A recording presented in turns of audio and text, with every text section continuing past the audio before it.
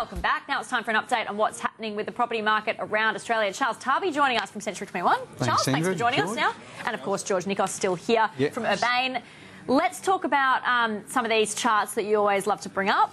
Yeah, starting with national auction clearance rates. You know, and we've been talking about this for weeks and weeks and weeks, and I heard George touch on it about the heat is gone, but the buyers and sellers are still there. But we called a negotiators market quite a few months ago, and I think that marketplace is very much in place right now, where buyers are saying, hey, you know what, I'm going to put in an offer now, I'm not going to just run in and buy.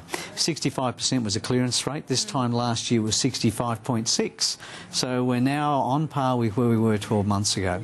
The Sydney market was the best one at 73.3. Melbourne came in at 61.9. And Adelaide, it's been performing incredibly well, 62.3%. And it's been doing that for quite some time. So we're in a nice, steady marketplace where people can go and make an offer, get a property on board, and they can look for nice gradual growth. Because a buyer doesn't always want to go to auction. Well, it's the best place for a seller. An auction, you know, at the end of the day. So it's difficult for buyers because... As auction clearance rates start to come down, do they still want to always go to auction? I mean, what makes you take an offer before auction? You will notice quite a lot, and you probably have already seen it, where agents are selling before auction because they're getting a little bit nervous as to whether or not they're going to get the price. So if somebody comes in with a good offer, they'll recommend it to their seller, and it's up to their seller whether they take it or not. I think you're seeing that already in some parts. What do you think, George? Are you seeing that? We're always open to offers beforehand as an agency, so I agree with Charles. Would you look at that? We are seeing it a little bit more. I know some of my guys are getting a little bit nervous on a few of the properties. Yeah, that's what happens. But it does come down to the offer at times and what's best for the vendor from our point of view. If it's going to be strongly competed, we'd rather do it at auction. I think it's more transparent for the buyer and it's better for the vendor.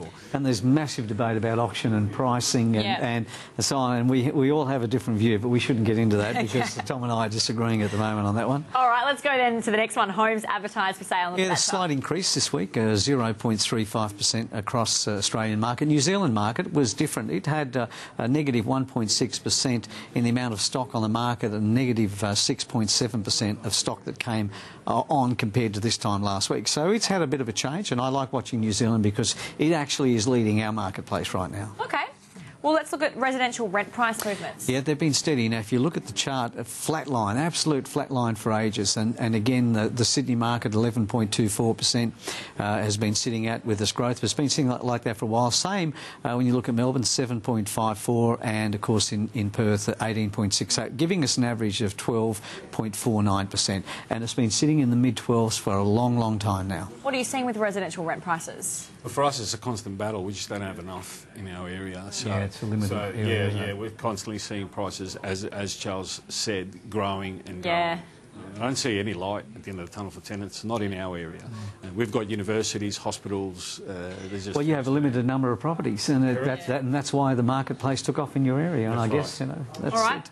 Moving on, residential vacancy rates. Oh, good, okay. 2.73% for Sydney. As an average.